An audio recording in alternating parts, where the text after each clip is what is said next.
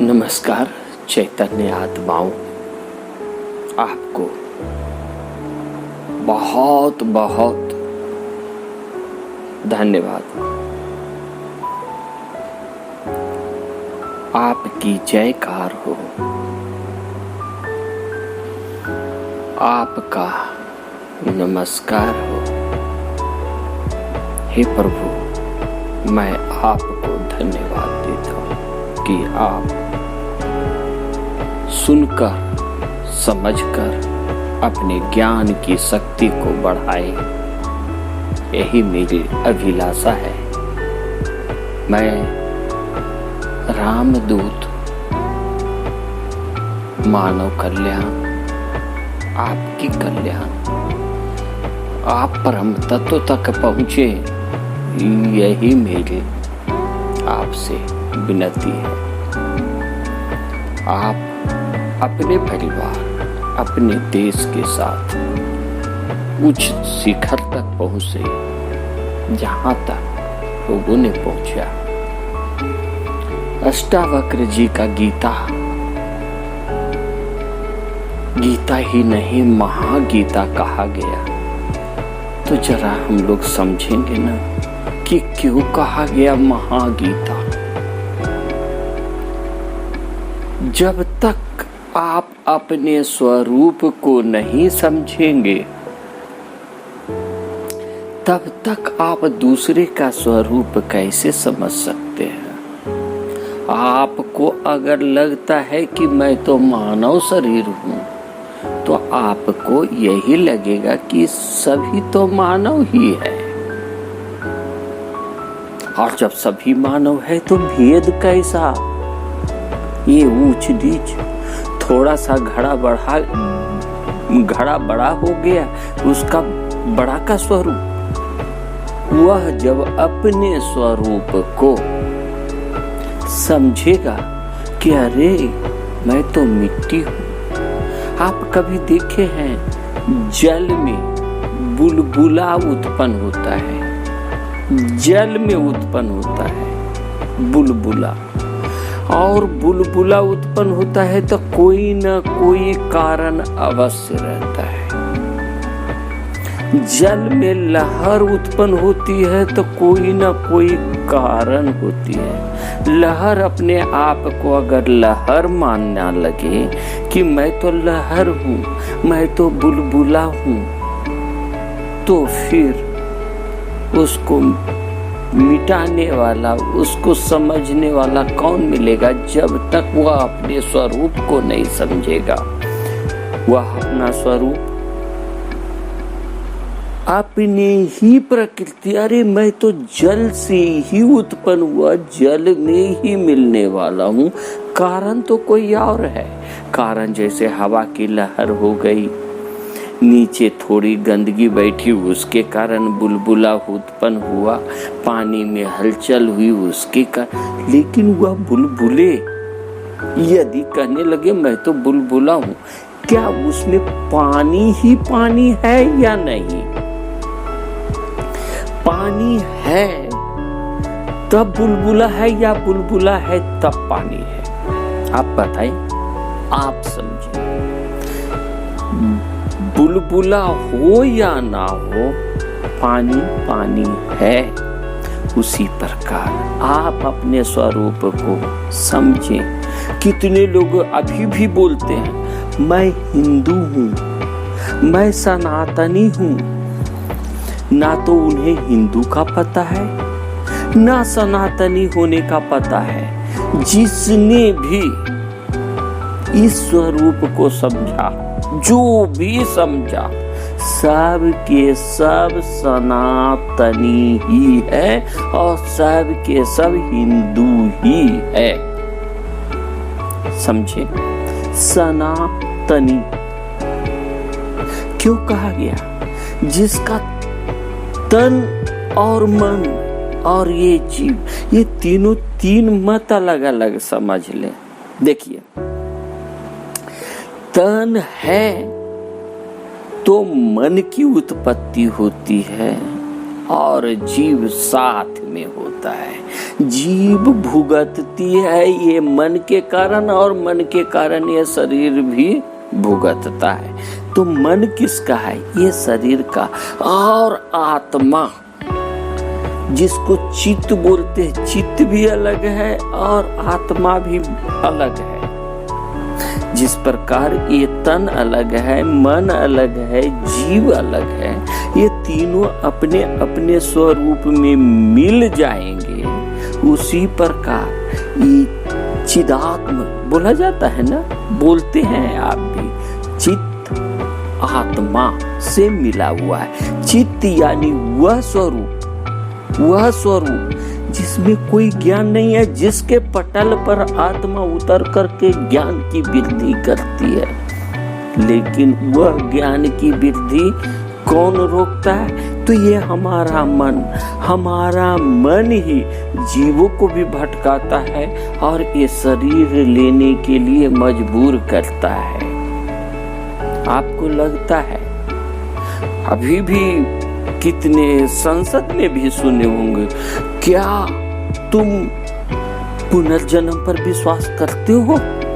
अरे भैया, नहीं अगर करते हो तो तुम प्रधानमंत्री के सीट से लड़ने जा रहे हो और कोई यहाँ पर दाने दाने के लिए मुहताज हो गया है, कोई हैंड टू माउथ पैदा हुआ है और कोई सोने के चम्मच वाले। कभी आप समझें,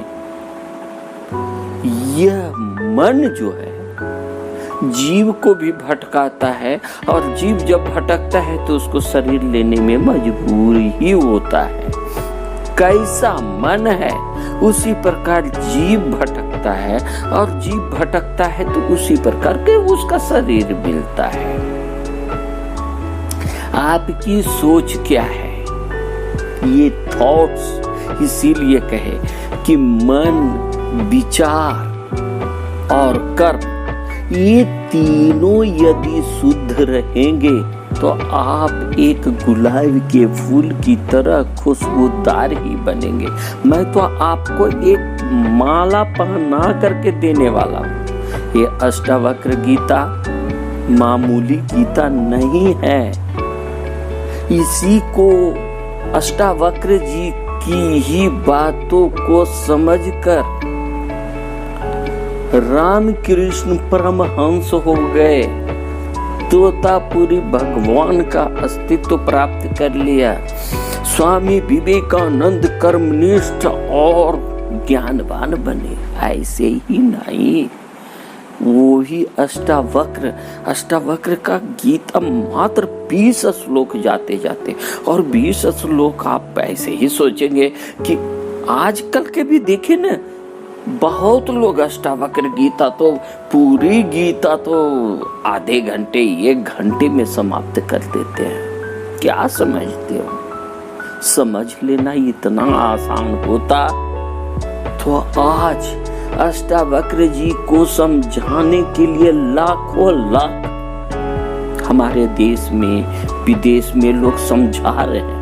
अरे भैया, आज भी मैं बोलता हूँ, तुम क्यों दूसरे को भटका रहे हो? खुद तो भटके हुए हो और दूसरे को भी भटका रहे हो। कितने आत्माओं को तुम भटकाओगे? समझो, आप खुद को नहीं समझ रहे हो और भटका रहे हो सभी लोगों को। ये तन, ये मन और ये जीव, ये तीनों एक हैं। इसीलिए जब भी मैं तन बोलूंगा तो आपको यह समझना पड़ेगा, तन, मन और जीव। मैं बोलूंगा तो मैं वह चित्त और वह आत्मा यानी चिदात्मा। आप हमेशा ज्ञान स्वरूप हो, सत्य चित्त आनंद हो, आनंद स्वरूप हो। आप ही के अंदर वो सारी शक्ति है। अब अपने अंदर, अभी जैसे हमारे कमरे में बल्ब भी जला सकते हो और एसी भी चला सकते हो। उसमें उतनी शक्ति इस इलेक्ट्रिक में है, और इस इलेक्ट्रिक में, इस विद्युत में उतनी शक्ति है कि बहुत बड़े बड़े कल कारखाने चला सकता है। अब आप सोचिए कि आप में उतनी शक्ति है कि आप एक बुद्ध भी बन सकते हो, महावीर भी बन सकते हो, रामकृष्ण परमहंस जो बन गए वो आप बन सकते हो, स्वामी विवेकानंद आप बन सकते हो। आप हो ही वो स्वरूप। अपने स्वरूप को तो पहचानो। आप में वह शक्ति है, वह एनर्जी है जो कि आज बुद्ध भगवान के पास था, महावीर के पास था। महावीर पहले कुछ तो समझे, कुछ तो जरा सा पहले हम समझ लेते हैं कि सनातनी, नहीं तो हम भटक जाएंगे और आपको भी भटकाएंगे। एक एक शब्द को समझे। अष्टावक्र गीता को समझने के लिए बहुत बारीकी से समझना पड़ेगा। अष्टावक्र गीता को जनक जी महाराज को कब समझ में आया? उन्हें भी आवश्यकता पड़ी, उन्हें भी मुक्त होने की इच्छा हुई। कब हुई? सारे ज्ञान उनके अंदर भरा हुआ था तब। और आप सोचते हैं ऐसे ही चलो अष्टावक्र गीता पढ़ लेते हैं, हो गया। हनुमान चालीसा कर लेते हैं, हो गया। हनुमान, समझिए, हनुमान, हम सारे आपको लेकर के चलेंगे। सिर्फ आपको मैं उनका स्वरूप बताऊंगा, लेकिन पहले अपने स्वरूप को समझें। आप सनातनी हो, यानी आपका तन जो है, तन यानी मन और जीव, ये तीनों आपके सनातनी अपने में ही स्वयं को जिसने पहचान लिया वही सनातनी है, वही हिंदू। अपने दुश्मनों को, दुश्मन यानी कौन?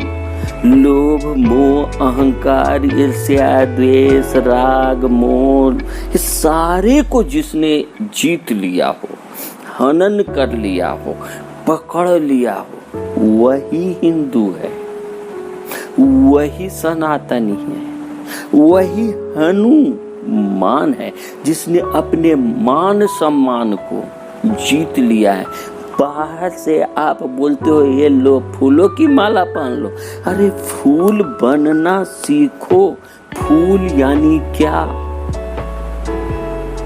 फूल यानी वो खुशबूदार फूल, वो खुशबू जो आपके अंदर से निकलती है, उसकी माला तो स्वयं पहनो और इसकी खुशबू तो फैलाओ लोगों को। कम से कम लोग समझे, हंसो नहीं। अभी भी बोलता हूँ, वैसा अपने विवेक को जगाओ। विवेक जागेगी तभी आप आगे बढ़ सकते हैं। अपने स्वरूप को समझे बिना कोई भी आगे नहीं बढ़ सका है। नहीं, हनुमान जिसने अपने मान को हनन कर लिया हो, जीत लिया हो। हनन करना यानी समाप्त करना नहीं, मान को जिसने जीत लिया हो।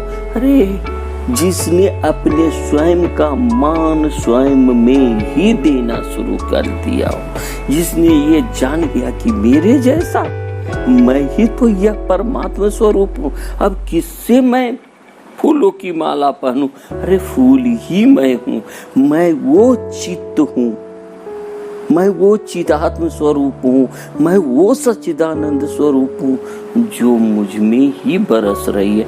अब किसका आनंद चाहिए, किसका क्या चाहिए, ये समझें। अभी कभी भी आप मंदिर जाते हैं, मस्जिद जाते हैं, जहां भी जाते हैं, अपने स्वरूप को, अपने आप को पहले जहां भी जा रहे हैं कोई हनुमान जी के पास जा रहा है, कोई गणेश के पास जा रहा है। गण यानी कौन? गणेश क्यों नाम पड़ा? गण गण यानी देवता लोगों की जहां पर भरमार हो वही गणेश है। इसीलिए तो उनकी सारी पूजा होती है। भोले नाथ, वो भोले हैं, नाथ हैं, वो एक सूत्र में पिरोने वाले हैं। और गणेश उनकी सर्वप्रिय पुत्र यानी सारे देवी देवताओं की एक शक्ति, दैट इज गणेश। ने बोलते हैं जय हनुमान, उसकी जय हो, उसकी जय जयकार हो जिसने अपने मान को जीत लिया हो, अपने स्वाभिमान को जीत लिया हो, लोभ मोह अहंकार को जीत लिया हो। क्या 2 कौड़ी के लिए आप भटक नहीं रहे हो? जब सब मालूम है, सब जानता है कि ये दिखावा है, सिर्फ झूठो है, बस थोड़ा समझिए। मैं तो बस ये माध्यम से सोचता हूँ 2-4 भी कोई आ गए। मैं आपको बहुत बड़े की स्वरूप मैं नहीं लेना चाहता हूँ, मेरे पास केवल 10। इसी के लिए मैं आगे बढ़ा हूँ, इसी के लिए मेरा ये YouTube चैनल है। कोई महानता के लिए नहीं, मुझे कोई महान बनने का शौक नहीं, आपके नजर में उठने का शौक नहीं है कि मैं आपके नजर में उठकर कोई महान बनूं। नहीं, मैं हूं ही वो स्वरूप में। अब आप क्या बनाएंगे? आप भी हैं वही स्वरूप में। पहचाने, स्वयं को पहचाने, आगे बढ़े। जय, उसकी जय जयकार हो जिसने अपने मान को, सम्मान को जीत लिया हो। ज्ञान गुण सागर, ज्ञान से उसका सागर जैसा उसके अंदर ज्ञान आ गई, गुणों का सागर, ज्ञानों का सागर।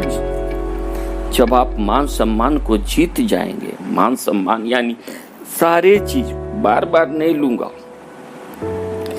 जिसने भी जीत लिया हो उनकी जय जयकार हो, उनका ही जय जयकार हो। यहाँ अर्थ का अनर्थ मत लगा लेना। जय हनुमान ज्ञान गुण सागर, तीनों लोक फैले उजागर। आप तो तीनों लोक के मालिक हो, आप सर्वशक्तिमान हो, आप ही के अंदर वो सारी शक्ति है, आप वही स्वरूप में हो, समझे। जय हनुमान ज्ञान गुण सागर, जय कपीस, कपीस वही ईश्वर है, कपि वही उसका स्वरूप है। जय कपीस त्यों लोक उजागर। राम दूत, वही राम का दूत बनकर इस पृथ्वी पर आया है। आपने उसके स्वरूप को चेंज कर दिया। आप वही स्वरूप में हो जिसकी कोई आकृति ही नहीं, ये शरीर की कोई आकृति नहीं। आज इस मनुष्य में हो, कल कोई और में हो गए, पशु कोई और में हो गए। ये भटकता ही, जीव भटकाता ही रहेगा। और जीव भटकता है बेचारा, ये शरीर को भोगना पड़ता है, जीव को भोगना पड़ता है। जीव ही तो कष्ट उठाता है ना। अगर मान लिया जाए, देखो आप जिसके शरीर में आधा अंग में लकवा मार दिया, उसमें आप सुई भी भोग डालोगे, उसको कुछ पता नहीं चलेगा। ये शरीर तो मिट्टी है। इसीलिए बार बार बोलता हूँ, आजकल के लोग महात्माओं ने क्या कर दिया जानते हैं? अष्टावक्र जी के गीता को समझा करके समझ लीजिए आप भी। ना पृथ्वी में ना जलम ना अग्नि ना वायु ना द्यो ना भगवान। लो, ना तो तुम जल हो, ना पृथ्वी हो, ना अग्नि हो, न कुछ हो। और लोगों ने क्या किया, वही इसी में आप सुनेंगे, आगे हम बढ़ेंगे। नाहम देहो, नामे देहो, नाहम हम, जीवो ना हम, तुम ना देहो ना देह में हो। यह ना तुम्हारा देह, देह यानी मन और जीव, तुम जीव भी नहीं हो, ये कुछ भी नहीं हो। इसका ये मतलब नहीं तुम घर परिवार को छोड़ करके, ये नहीं रहेगा। ये आपको परिवार मिला है आपके स्वरूप को समझाने के लिए, भोग विलास के लिए नहीं। भोग विलास के लिए बहुत सारे जीव जंतु हैं जो सिर्फ भोग भोगता है, खाता है, पीता है, मगन रहता है। उसको कल की चिंता नहीं, उसके पास पांचों ज्ञानेंद्रियां नहीं। तुम देवी देवता नहीं बनने आए हो, ये भी ध्यान रखो। लेकिन कम से कम देवी के आकार का तो लो, देवी के स्वरूप का, देवता के स्वरूप का तो बनो। आप किससे पूजा करवाना चाहते हो? आप स्वयं की पूजा कर तो लो, स्वयं के। तीनों लोक फैले उजागर, उसी की जय जयकार है। वो तीनों लोक में फैला हुआ है। या आप देखें, ये आकाश तत्व से ही पृथ्वी का, वायु का, जल का, सारे का निर्माण हुआ है। आपका भी निर्माण हुआ है। आकाश तत्व में यानी चित्त में जब आत्मा मिलती है तो वह ज्ञान, आत्मा ही यानी ईश्वर ही ज्ञान स्वरूप है। ईश्वर ही ज्ञान स्वरूप है। चित्त तो सभी में आ जाता है। तो आप चित्त को समझ लेंगे तभी आप आत्मा को समझ पाएंगे। आपको सबसे पहले इस शरीर के स्वरूप को समझना है, मन के स्वरूप को समझना है, और तब जीव के स्वरूप को समझना है। उसके बाद आप आकाश तत्व को समझेंगे यानी चित्त को समझेंगे, तब आत्मा को जान जाएंगे। वही ज्ञान स्वरूप है। हर एक में पांचों गुण चलेंगे। जिसने, जैसे नहीं कहता है कोई आदमी भटक गया है, भटकना यानी क्या? भटकना यानी जिसने चल तो रहा है, साथ में क्या चल रहा है? मन चल रहा है।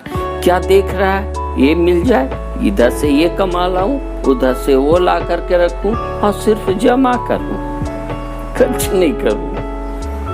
और खर्च करता है तो उसी व्यवहार स्वरूप में, जिस व्यवहार स्वरूप से वो लेकर आता है। आप देखेंगे कोई भी आज तक आपकी अगर नजर खुली हुई है तो आप खुद ही देख लें, जो जैसे करके लाकर भोग भोगा है उसकी वैसे ही गति हुई है। यामति सा गतिर भवेत्। देखिए, नहीं तो आज कोई लोहा लक्कड़ बेचने वाला खरबपति, क्या जो पति बोलो वो पति बन गया, सिर्फ यहाँ के लिए, वो आपकी नजर के लिए। लेकिन स्वयं की नजर में वो क्या है वही बता सकता है वो है क्या। जब तक अपने स्वरूप को नहीं समझेंगे, ये चिदात्म को नहीं समझ सकते हैं। तो जिसमें, जिस चलने में केवल और केवल बुद्धि लगी हुई हो, उसे भटकना कहते हैं, उसे ज्ञान कहते हैं।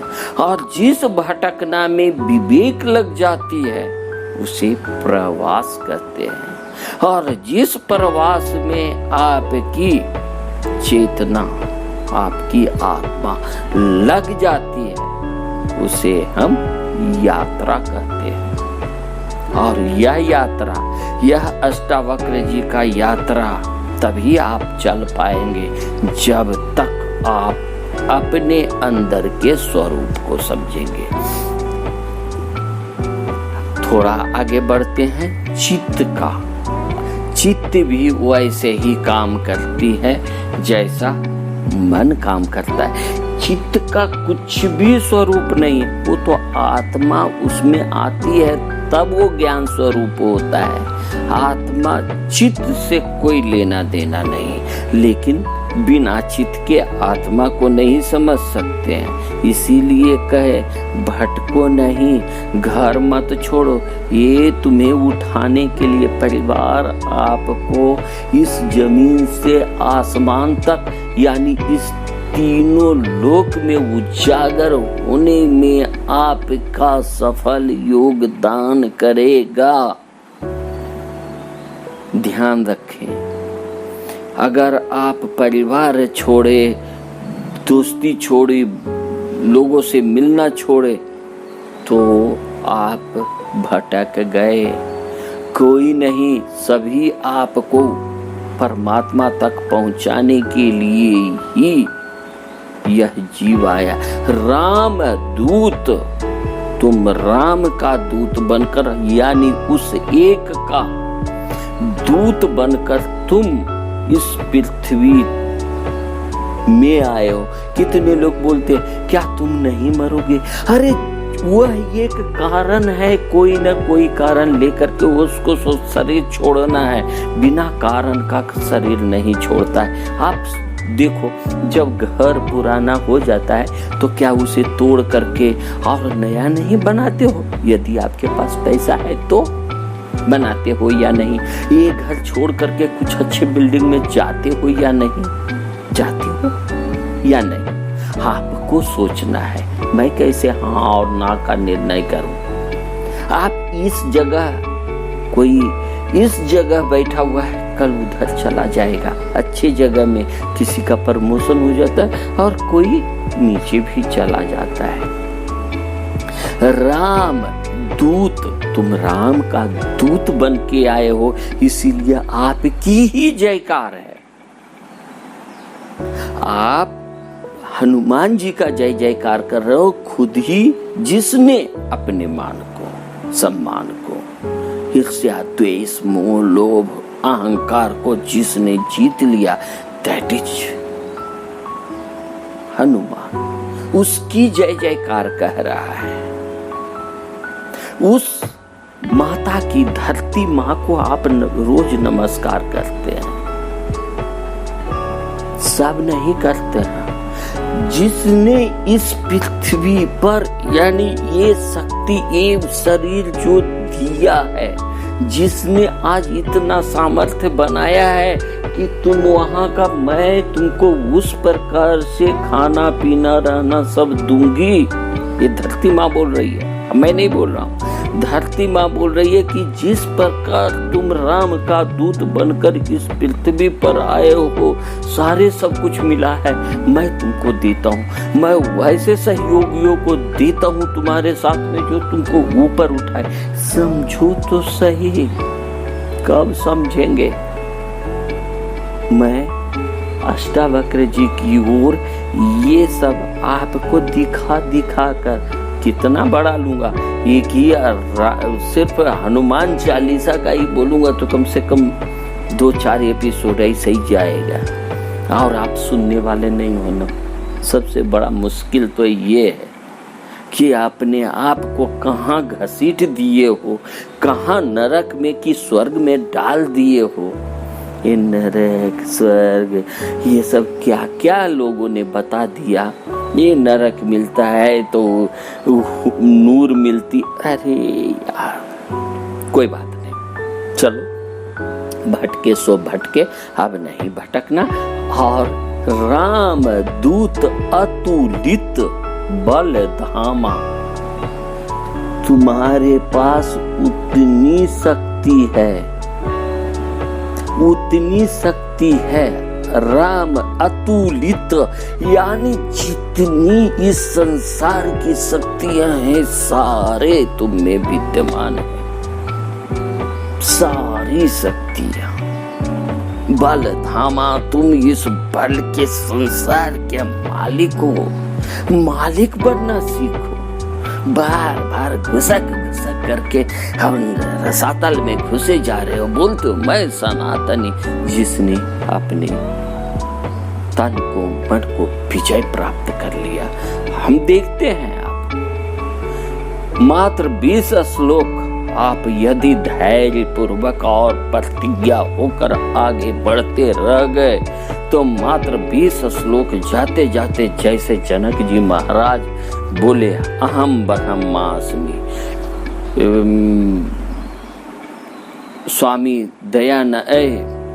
स्वामी विवेकानंद बोले मैं ही सर्वस्व, तोतापुरी बोले, राम कृष्ण परमहंस बोले आप क्या कम हो, आप ही तो हो वह देवी स्वरूपा, आप ही वह सर्वशक्तिमान हो। इसीलिए अपने आप पर गर्व करो और आगे बढ़ते रहो। अपने स्वरूप को समझते हुए कहीं पर रुको नहीं, झुको नहीं, टूटो नहीं। कोई तोड़ने वाला इस पृथ्वी पर आपको आया नहीं है, सब आपको पहुंचाने वाला है। बस सिर्फ मार्ग आपको पता होनी चाहिए। धन्यवाद आपका।